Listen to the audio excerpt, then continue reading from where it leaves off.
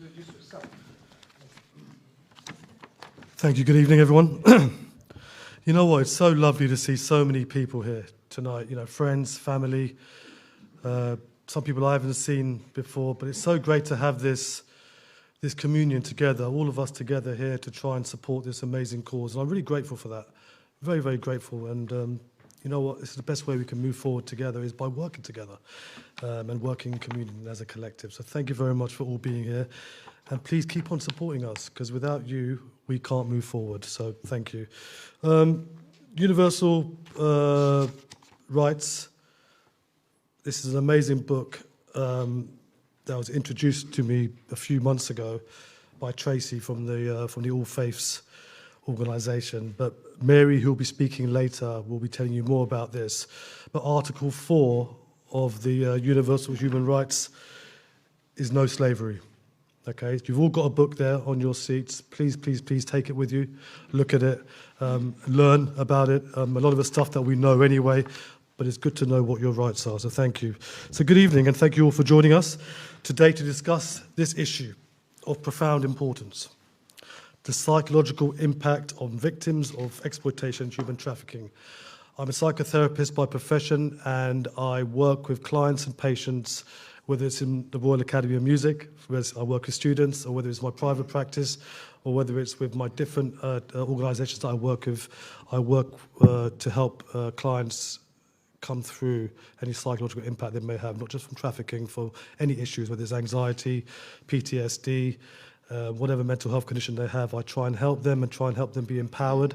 I come from a human behavioural perspective, and I feel that, you know, often when people are victims or people are in conflict, I mean, what's happening in Gaza, what's happening in Ukraine, in Congo, the psychological impact that these poor young people are going through, of all ages, it's just incredible. And we will be saying some stories as, you know, as the evening goes through. So this topic demands our attention, not just members of society, but as compassionate human beings. Okay, we are all family people here. Mothers, fathers, brothers, sisters, children. You know, I don't really want to be here. I don't really want to be here talking about this, talking about human trafficking, talking about modern day slavery. It's the last thing I want to do, but I'm here because there's a problem. There's a massive issue in the world, huge problem. And it's, I mean, what's happening in Palestine right now, in Gaza, the children, the women, the kids, what they're going through, and they are getting trafficked as well. Ukraine, I went to an exhibition last week, and it was part of Beyond Conflict at Edna's here, and some of the stories that you hear from the children, what they've experienced, when they, you know, through the eyes of the children about the war that they've experienced. It was an exhibition, it was an art exhibition, and it was wonderful to see. But their drawings showed us that what they see is not what we see, and the biggest victims here are the children. Human trafficking, exploitation is evil. According to the International Labour Organization, and you may have been told this question, I want to put a QR code up, if I may. I want you guys to click on the QR code and tell me what you think. According to the International Labour Organization, how many people worldwide are victims of modern day slavery? I haven't got this thing. This one? Back again? Yeah? Yeah, sorry. Yeah. Get the phones and get to see what. Yeah, see what you think. It's the instructive way in which you are trying to get you involved.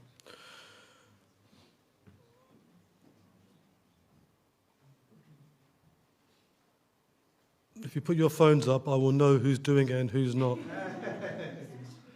We only have about 40% of people doing it. What's going on? What's going on? Come on, Stefan. Get your phone up. You have to click the camera button, I think. Yes, open your camera. Zoom in. Scan. Zoom in. Give you a couple of minutes. Is it 10 million? Is it 25 million? Is it 50 million? Or is it 75 million? Whoa. How many people, according to the ILO, the International Labour Organization,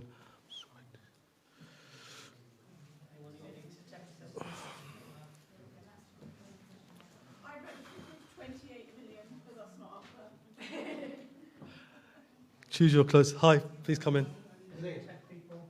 get some tissue for you. Some tissue. It's very hot in there, isn't it? Yes.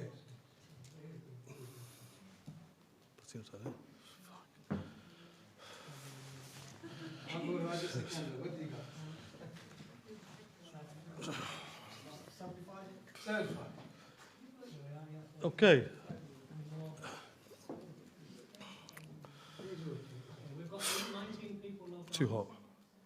You can see that in the top right side. Has everyone done it? Okay, let's get the results up, please. Just press space bar. Okay, we got a tie. We've got a tie. Last time I had a tie was an election I was in. Well, one of them is definitely right, so it's definitely not 10 million, and it's definitely not 25 million. Higher. It's 50 million. It's 50 million. There's 50 million people worldwide who are victims of modern-day slavery. Women and children disproportionately affected. These victims endure an unimaginable suffering, and the psychological scars they bear are deep and enduring. Thank you. Yeah. Sorry, yeah. To understand the psychological impact that these people go through. Thank you very much. It's like being in a sauna here. Thank you. So, we've had many events like this before, and we've spoken about what human trafficking actually involves. And we know it involves physical, emotional, and sexual abuse. They live in constant fear. They live in constant fear, uncertainty, and they are powerless. They are absolutely powerless. Imagine a young child who's kidnapped, abducted, and then chucked into a lorry full of other young children. We're talking 5, 6, 7-year-old, even younger in some cases. Even a young teenager. They don't know where they're going. They're away from their family for the first time ever. And the next 15, 20 years, they're spending their life in the sex trade, being forced to do things that they don't want to do, being drugged with different intoxicants. Imagine what that does to them mentally. Imagine the trauma that they're going through. I've got another question here. The biggest kind of trauma is this, that many people go through, whether you're in war, in conflict, or whether you've experienced modern-day slavery or sex trafficking. And I want you guys, the next thing is this. What does PTSD stand for? Does everyone know what PTSD stands for? Yep, can you type it in? Type it in.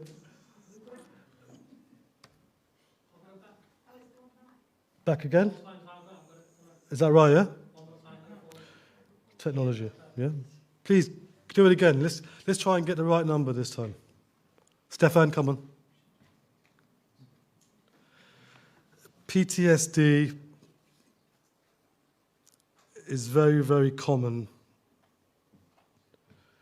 in wars, in traumatic events. People have experienced exploitation, people have experienced sadness. It can be a loss, it can be bullying, it can be anything really. And trauma is not so much the actual event itself, trauma is what the event does to you. Whether it's humiliation, whether it's fear.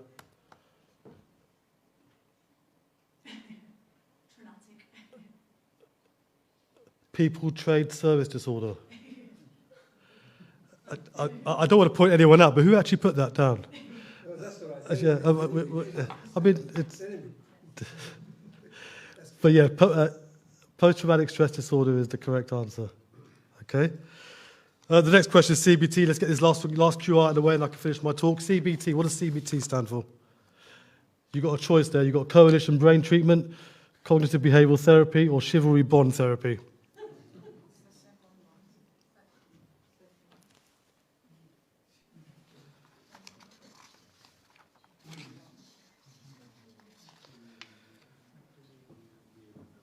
Give you a couple of minutes. Get your phone up, guys. Come on, Martin. That will test that. It's all for. Someone says it's all for. What do we have? Oh, we've got 100% cognitive behavioral therapy. Well done, guys. Well done. But exactly that's what it is. It's one of the modalities and techniques that we use in psychotherapy, and it works very, very well, especially with people with PTSD. So well done for that. This depression is a massive thing that people go through who've experienced trafficking, slavery. Psychologically, what someone goes through, it's unimaginable to think what happens to them. It's unimaginable. It's just mind-boggling to me that these sick, evil people can do this to innocent people. Yeah, vulnerable women, children, vulnerable men as well are getting abducted or getting trafficked across to the country. And sometimes they come willingly, but they don't know why they're here. And when they are here, they are forced in slavery, they are forced in the sex trade, they are forced in county lines, selling drugs, whatever it may be. They're not here for the reason that they thought they were coming here for. I know a story where a young couple saw their daughter in Brazil.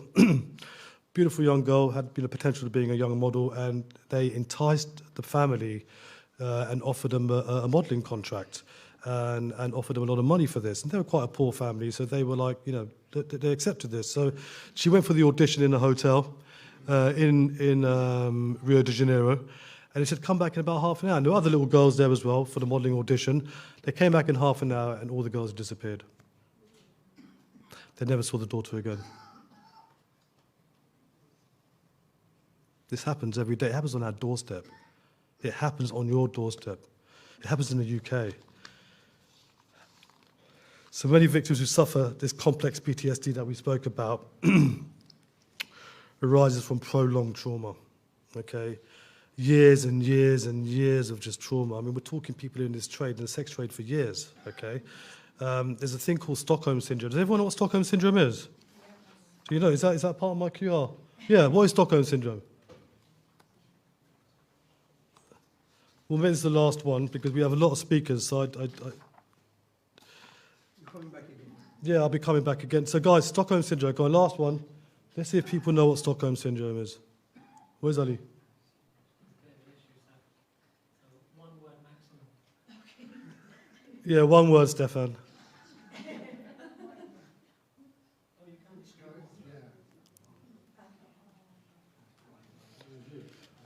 No idea. When you fall in love with your kidnapper, closest to captor, Usually happens. sympathy with your captor, attachment to. Apart from the no idea, the others are pretty good. Abuse is always there.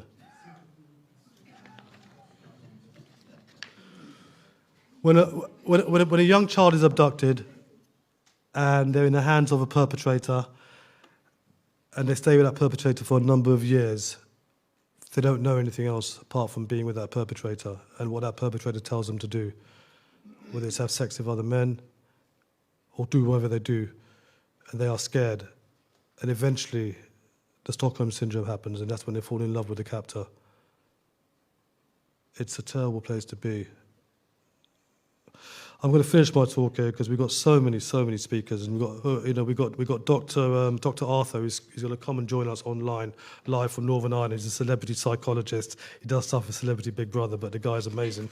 But the next person, are you going to call the next person, Keith, or shall I? Yeah. Okay, so Keith will be coming soon, but I'll let Sheikh introduce him. But thank you very much, guys. Just 1 minute. Yeah, just put your hands together in a minute. But what I want you to do is I want you to think about what's happening in the world. Yeah. That's right. All right, let's make a change. Let's make a difference, yeah? Thank you. Cheers. Dr. 5 minutes only. I'm not a medical doctor by any stretch, but and I think we can all sort of take a guess on what this kind of psychological impact that human trafficking and sex trafficking and modern-day slavery can happen and can have. The most common one is obviously sexual diseases that can happen from being in the sex trade. There's obviously they are forced to do unsafe sex. These young girls from an early age, so sexual transmitted diseases is quite common regarding that. Also bruises, track marks. Track marks is what heroin users use. And from that you can get hepatitis, HIV, of course with sexual contact as well. So these are some of the physical implications. But what to look out for when you're on the streets, or when you're seeing someone who looks a bit suspicious, or a young child, or even a woman who looks vulnerable, or who looks a bit scared when they're walking around. Look at any bruises that you might see. Look at if they're walking a bit funny, if they're limping or something like that. It should ring alarm bells to you. Now, not everyone who's got bruises or is limping or looks scared has been involved in trafficking or anything like that. But it's good to have, to be aware. And because if we can all be aware and see the signs that are there in front of us, maybe we could save someone's life, just maybe. So we're talking about, Dr. Cassidy will talk a little bit more about the physical impact, but he'll be talking a lot as well because he's far knowledgeable than I am. But as I say, bruises is one thing you can look at. Okay, burn marks. You find that a lot of these perpetrators burn their victims as a form of ownership.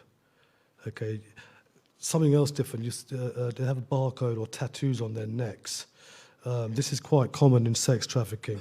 Like they stamp with the cows, the cattle in the farms, they do that with human beings. Again, it's a form of ownership.